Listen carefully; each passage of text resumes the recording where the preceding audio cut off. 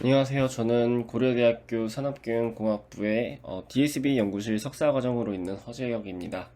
오늘 소개드릴 논문은 YOLO V4이고 이전 YOLO 1에서부터 V3까지의 내용 이후에 이제 작년 2020년도에 이제 새롭게 또 개선돼서 나온 논문입니다. 목차는 다음과 같이 소개해드릴 예정입니다.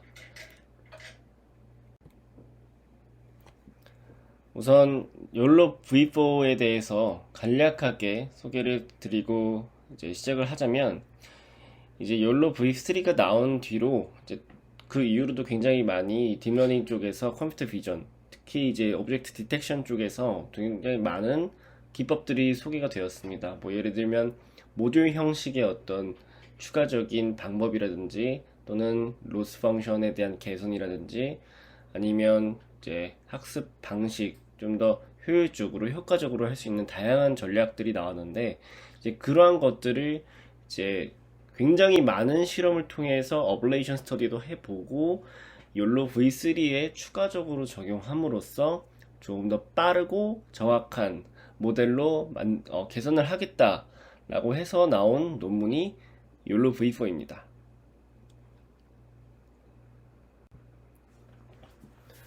간단한 배경 지식에 대해서 먼저 말씀드리면, 욜로라는 모델은 You Only Look Once라는 이제 제목으로 원래는 조셉이라는 분이 연구를 했었던 그런 내용인데요.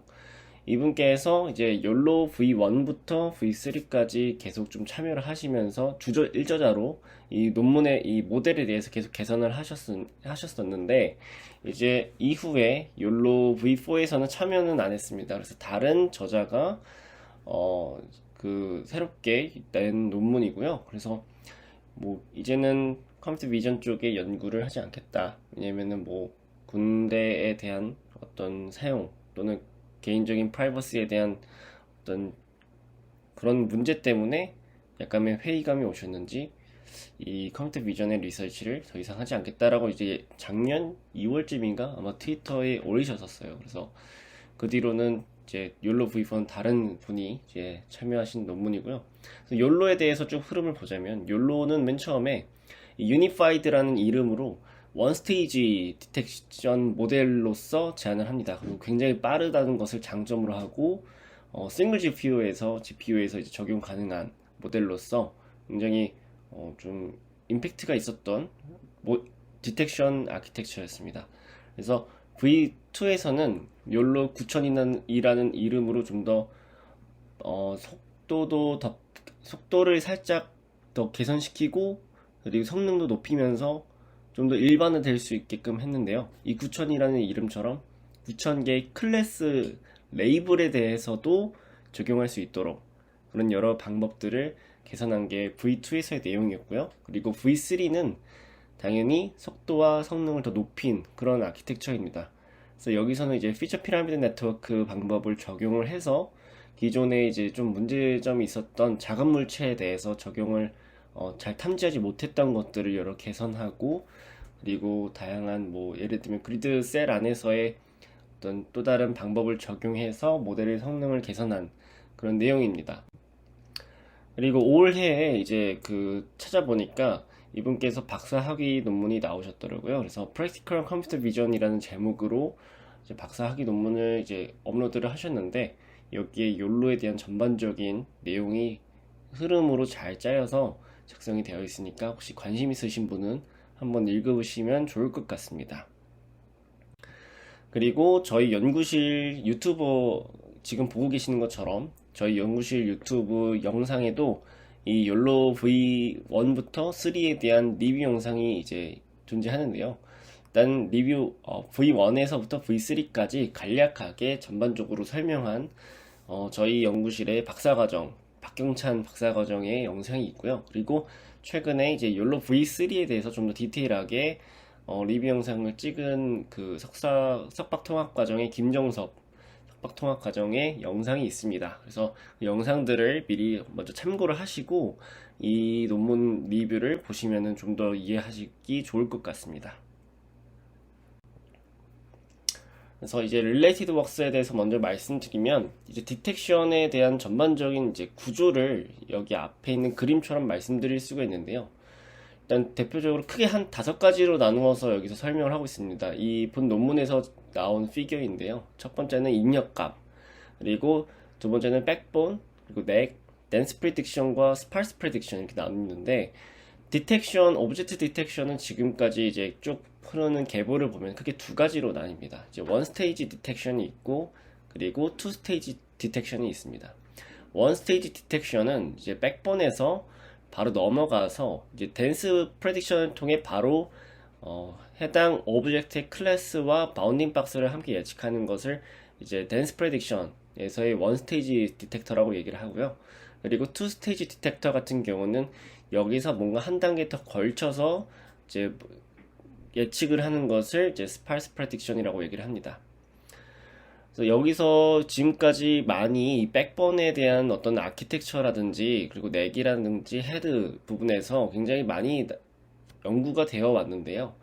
대표적으로 이 백본이라는 것은 보통 이제 클래시피케이션 태스크로 이제 프리트레인된 모델들을 주로 많이 사용을 합니다. 그래서 기본적으로 욜로에서는 이 다크넷이라는 프레임워크를 통해서 아키텍처를 구성해가지고 계속해서 백본으로 사용해 왔고요. 그래서 오늘 소개드린 논문도 이 욜로 V4에서도 백본은 이 다크넷을 기반으로 사용을 하게 됩니다. 그리고 넥이라는 것은 보통 이제 맨 처음에는 존재하지 않았지만 최근에 이제 많은 연구들이 이루어지면서 이 백본과 이 덴스 프레딕션과 스파르스 프레딕션과 같이 어떤 예측을 하는 부분을 헤드라고 하는데요. 그 헤드를 연결해주는, 예를 들면 뭐 피처 피라미드 같은 그런 과정을 이제 이 사이의 과정이라 해서 넥이라고 표현을 합니다. 그래서 이런 넥이라는 추가적인 어떤 피처에 대한 아키텍처를 추가한 부분이 있고요. 그리고 헤드는 방금 말씀드린 것처럼 원 스테이지와 투 스테이지를 나누는 그런 부분입니다. 그리고 이제 많은 연구들이 이루어졌다라고 말씀드렸는데, 그러한 것들을 크게 2가지 분류로 나누어서 보고 있고요. 그 중에 첫 번째가 백오브 프리비스라는 방법입니다. 그래서 백오브 프리비스를 정의하자면 효과적이고 그리고 효율적인 학습을 위한 기법들을 의미를 합니다. 거기에 대한 카테고리를 여기서 논문에서 언급한 것들을 나열해 보자면, 첫 번째로는 데이터 어그멘테이션이 있고, 두 번째는 레귤러라이제이션 메서드, 그리고 노멀라이제이션. 여기서 노멀라이제이션은 배치 노멀라이제이션 같은 방법을 말합니다. 그리고 네 번째는 오브젝트 펑션이 있습니다. 로스 펑션이죠. 그래서 이 각각의 카테고리 안에 여기 논문에서 설명하는 방법들이 굉장히 많은데요. 이 방법들을 이제 모두 다 아실 필요는 없을 것 같고, 그리고 본 논문에서 결국 최종적으로 욜로 V4를 제한하기 위해 사용한 것도 그 중에서 일부이기 때문에 이후에 그 목록들을 이제 소개를 드릴 텐데, 여기서는 간략하게 이런 것들만 있다라고 하고 넘어가도록 하겠습니다. 그리고 다음으로는 이제 백오브 스페셜스라고 이제 정의를 하였는데요. 이 부분에 이 백오브 스페셜스에 대한 의미는 정확도 향상을 위한 추가적인 모듈, 기법 및 그리고 후처리 방법이라고 볼 수가 있습니다. 그래서 여기에 대한 카테고리로는 이제 enlarging receptive field라고 해서 어떤 receptive field를 좀 더 개선할 수 있는 이런 방법들이 있고요.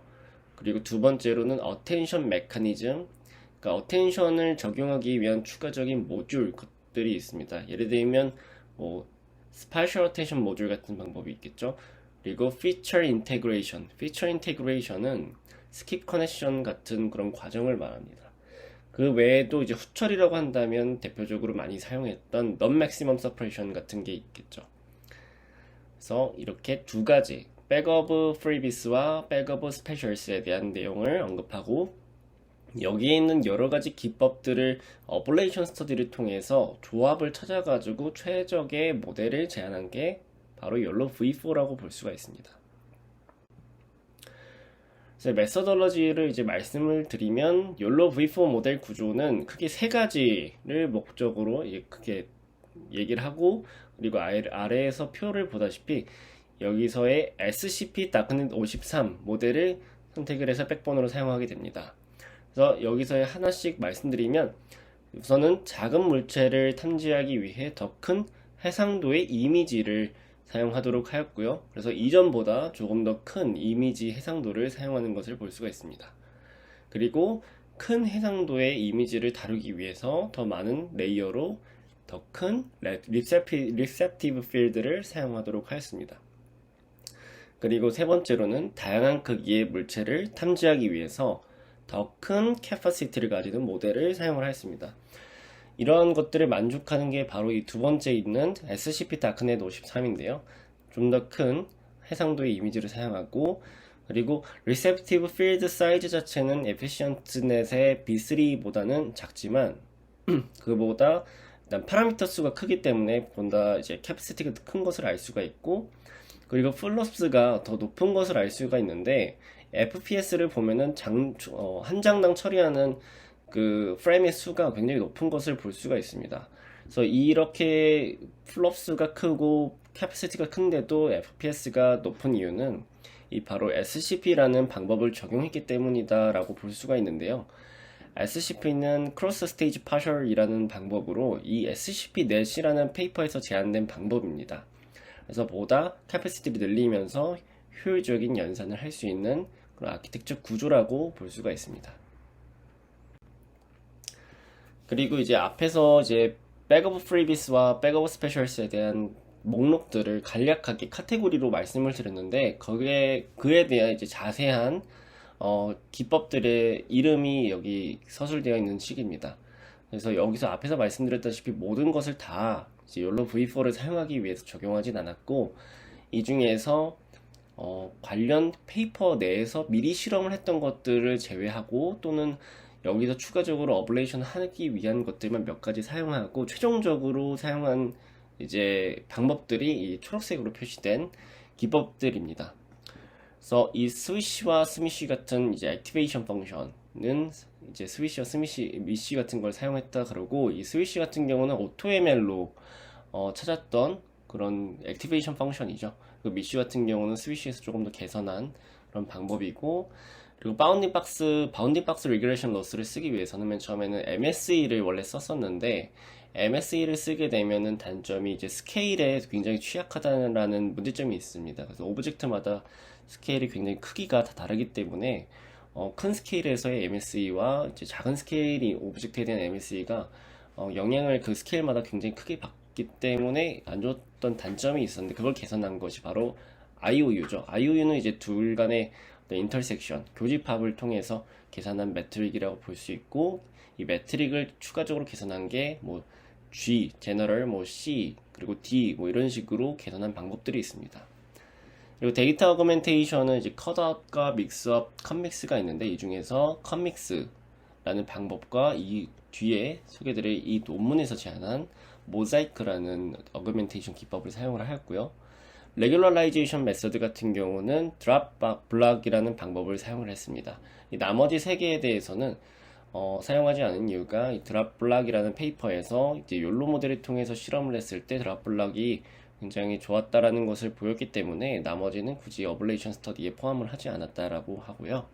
그리고 노멀라이제이션 기법 같은 경우는 이 욜로라는 그 모델 구조 자체는 또 이제 싱글 GPU에서 돌아가게끔, 그러니까 좀 더 편리하게 모델을 적용하고 빠르게 하는 것을 목적으로 하고 있기 때문에, 이런 크로스 GPU, 그러니까 싱크 BN이라고도 불리는데, 이런 멀티 GPU 상에서의 배치 노멀라이제이션 기법 같은 경우는 따로 사용을 하지 않았다라고 얘기를 합니다.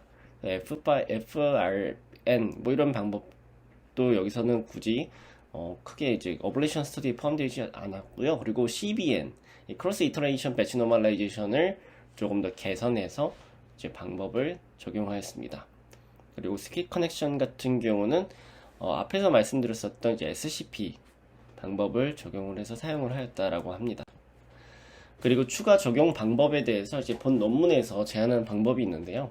첫 번째로 데이터 어그멘테이션 같은 경우는 모자이크이라는 방법과 셀프 어드버서리 트레이닝 있고, 하이퍼 파라미터 설치에서는 제네틱 알고리즘, 그러니까 이제 그를 통해서 옵티멈한 하이퍼 파라미터를 찾아서 튜닝을 했다라고 얘기를 하고요. 그리고 좀 더 현재 기존의 존재하는 이제 방법들을 좀 개선해서 사용한 것이 이제 스파셜 어텐션 모듈과 그리고 이 PAN이라는 어그리게이션 방법 그리고 크로스 미니 배치 노멀라이제이션 이 세 가지를 개선해서 적용을 하였다라고 얘기를 합니다.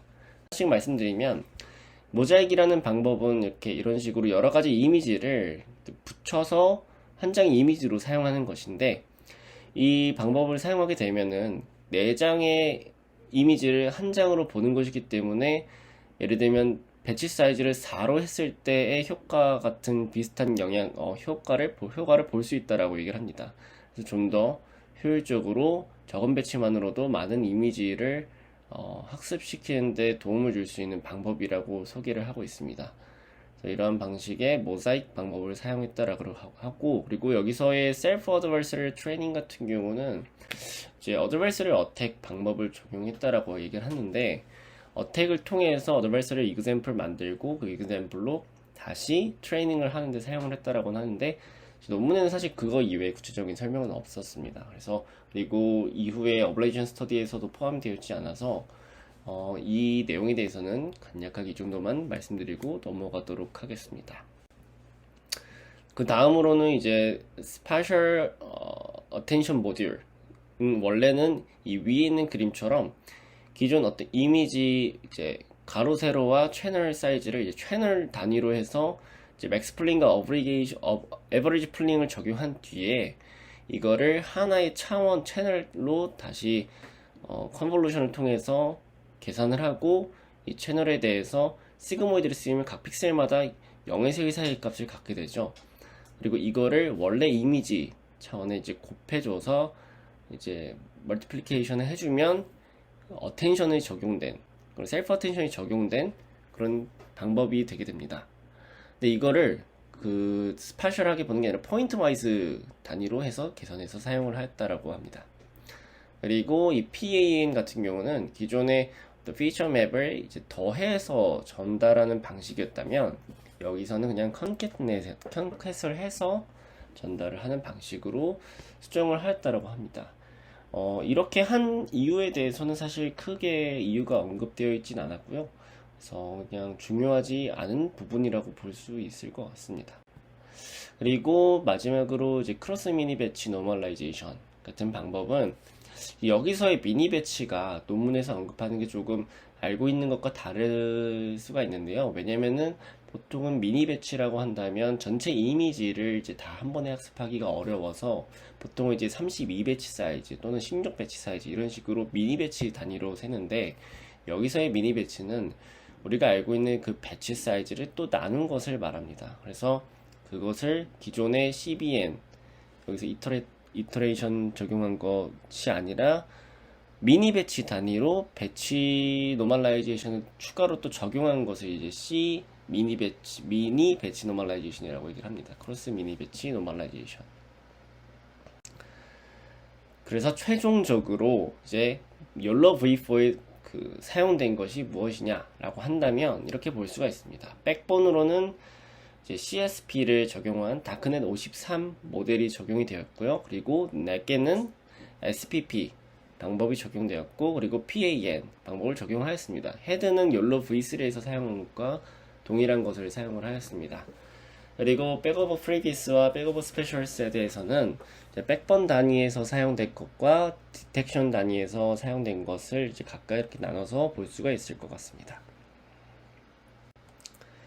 그리고 이제 실험 단위에서는 아무래도 기존에 굉장히 많은 다양한 테크닉들을 적용을 해보는 그런 실험이기 때문에 어떤 추가적인 개선을 통한 알고리즘이 아니라서 거의 다 이제 어블레이션 스터디로 이루어져 있음을 볼 수가 있는데요. 첫 번째로 클래시피케이션에서 태스크에서의 이 어블레이션 스터디입니다. 그래서 크게 두 가지 백본 모델을 비교를 해서 계속 실험을 하는데요. 첫 번째는 SCP 레지넥스트 50 모델이고 두 번째는 CSP 다크넷 53 모델입니다. 그래서 CSP 레지넥스트 50 모델에 대해서 보면은 이 컴믹스와 모자익 어그멘테이션을 적용하고 그리고 레이블 스무딩 방법과 미쉬 액티베이션을 적용했을 때 가장 좋은 성능을 나타내는 것을 볼 수가 있습니다. 두 번째로 이제 다크넷 모델에 대해서 볼 때도 위에서 또 동일한 이것을 여기 적용을 했을 때 78.7의 타번 어큐러시가 나오는 것을 볼 수가 있는데, 이는 이제 CSP 레지넥스트 모델에 비하면 조금 떨어지는 성능이죠.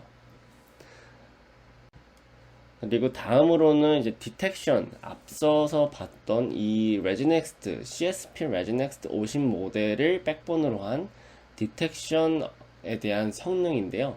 여기서의 데이터는 MS 코코 데이터셋을 사용한 실험 결과이고요. 그리고 각각 여기에서 나타나는 약자들은 오른 왼쪽에 이렇게 리스트로 정리를 해 놓았습니다.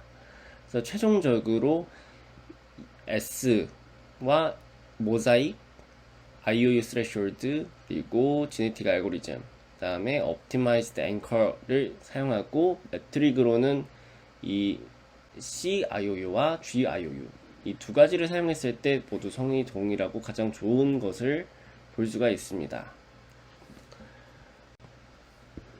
다음으로는 이제 백오브 스페셜스에 대한 실험인데요. 위 앞에서는 이제 디텍터를 학습한 과정에서 백오브 프리비스에 대한 실험이었고, 여기서는 스페셜스에 대한 실험인데, 각각에 대해서 여기도 리스트로 정리를 해 놓았고요. 최종적으로는 이 SPP, 스파셜 피라미드 풀링 방법과 스파셜 어텐션 모듈 방법을 적용했을 때 가장 높은 성능을 보이는 것을 볼 수가 있습니다. 그리고 다음은 이제 백본 모델과 두 가지 백본 모델, 앞에서 이제 레지넥스트와 다크넷에 대해서 비교를 했었죠. 그래서 이 두 가지를 함께 비교를 해본 것을 보면은 이 레지넥스트 모델이 다크넷 모델보다 클래시피케이션 태스크에서는 성능이 더 좋았던 것을 알 수가 있었습니다. 하지만 여기서 보면은 디텍션 성능이 다크넷 모델이 더 높은 것을 볼 수가 있는데요. 여기서 결론은 꼭 클래시피케이션에서 백본 모델이 클래시피케이션에서 높다고 해서 디텍션에서도 적용했을 때 디텍션의 성능이 좋아지는 것은 아니다 라고 얘기를 하고 있습니다. 그리고 다음으로는 이제 미니 배치 단위에 따른 실험을 보고 있는데요. 이 레지넥스트 같은 경우는 미니 배치를 이제 8에서 4로 줄이게 되면은 성능에 대한 이제 하락이 어느 정도 크게 나타나는 것을 볼 수가 있는데, 반면에 이제 다크넷 같은 경우는 미니 배치를 줄여도 성능 차이가 거의 없는 것을 볼 수가 있습니다. 그래서 다크넷을 통한 모델 학습이 이 미니 배치를 작게 해도 성능은 유지하면서 좀 더 효율적으로 할 수 있다 라고 얘기를 하고 있습니다.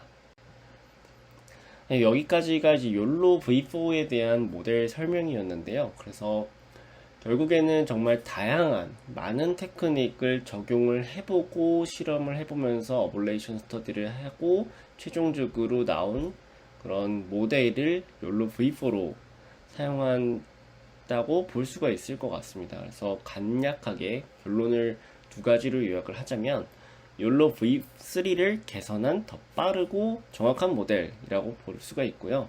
그리고 기존 욜로의 계보를 따라서 싱글 GPU 환경에서도 사용 가능한 그런 오브젝트 디텍션 아키텍처를 소개했다라고 볼 수 있을 것 같습니다. 여기까지가 욜로 V4에 대한 이제 전반적인 논문 리뷰였고요. 그리고 궁금한 내용이 있으시다면 댓글로 달아주시면 답변 달아드리도록 하겠습니다. 감사합니다.